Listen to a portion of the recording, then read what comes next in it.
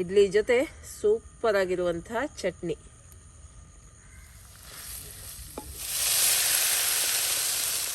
Hi ಎಲ್ಲರಿಗೂ, ಇವತ್ತು ನಾನು ಚಟ್ನಿಯನ್ನು ಮಾಡ್ತಾ ಇದ್ದೀನಿ. ಯಾವಾಗಲೂ ಒಂದೇ ಥರ ಚಟ್ನಿಯನ್ನು ಮಾಡಿ ನಿಮಗೆ ಬೇಜಾರಾಗಿದ್ರೆ ಈ ಥರ ಒಮ್ಮೆ ಚಟ್ನಿ ಮಾಡಿ ನೋಡಿ. ಇಡ್ಲಿಗೆ, ದೋಸೆಗೆ ಎಲ್ಲದಕ್ಕೂ ಇದು ಒಳ್ಳೆಯದಾಗ್ತದೆ. ಬನ್ನಿ ಹಾಗಾದರೆ ಇದನ್ನು ಯಾವ ರೀತಿ ಮಾಡೋದು ಅಂತ ನೋಡುವ. ಅದಕ್ಕಿಂತ ಮುಂಚೆ ನನ್ನ ರೆಸಿಪೀಸ್ ಎಲ್ಲ ನಿಮಗೆ ಇಷ್ಟ ಆಗ್ತಾ ಇದೆ, ವಿಡಿಯೋಗೊಂದು ಲೈಕ್ ಕೊಡಿ.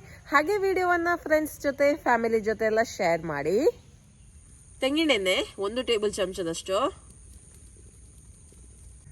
1 ಚಮಚದಷ್ಟು ಉದ್ದಿನ ಬೇಳೆ,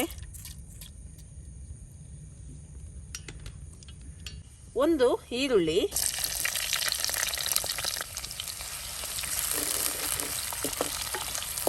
ಈರುಳ್ಳಿ ಸ್ವಲ್ಪ ಸಾಫ್ಟ್ ಆಗಲಿ,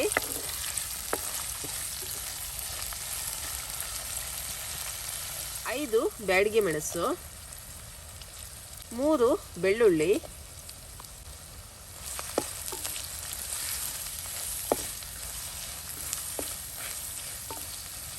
1 ಟೊಮೆಟೊ, ಚಿಕ್ಕ ತುಂಡು ಹುಳಿ, ಜಾಸ್ತಿ ಹಾಕಬೇಡಿ, ಇಷ್ಟೇ ಸಾಕು. ಟೊಮೆಟೊ ಕೂಡ ಸಾಫ್ಟ್ ಆಗಬೇಕು. 4 ಟೇಬಲ್ ಚಮಚದಷ್ಟು ಕಾಯಿ ತುರಿ,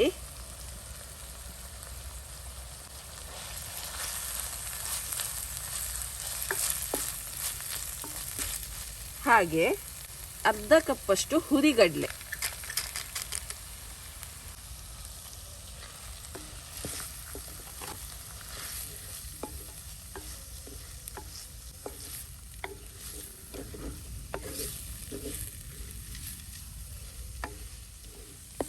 ಈಗ ರುಚಿಗೆ ಎಷ್ಟು ಬೇಕು ನೋಡಿ ಅಷ್ಟು ಉಪ್ಪನ್ನು ಹಾಕಿಕೊಳ್ಳಿ.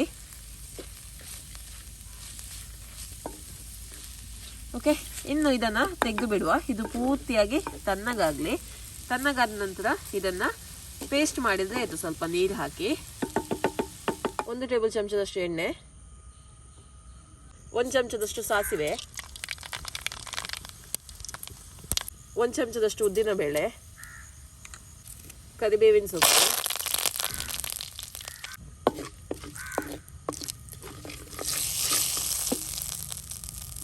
ಚಟ್ನಿ ಹಾಕುವ.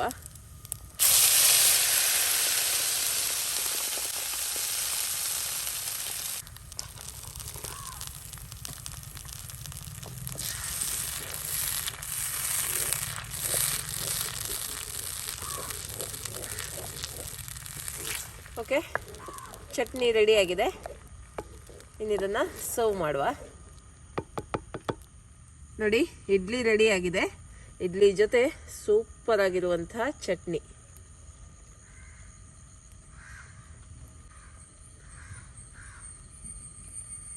ವಾವ್, ನೋಡಿ ರುಚಿಯಾದ ಚಟ್ನಿ ರೆಡಿ ಆಗಿದೆ. ಇಡ್ಲಿ ಜೊತೆ ಅಂತೂ ಸೂಪರ್ ಸಾಫ್ಟ್ ಇಡ್ಲಿ, ಅದರ ಜೊತೆ ಈ ಚಟ್ನಿ ಇದ್ರೆ ಹೇಳೋದೇ ಬೇಡ.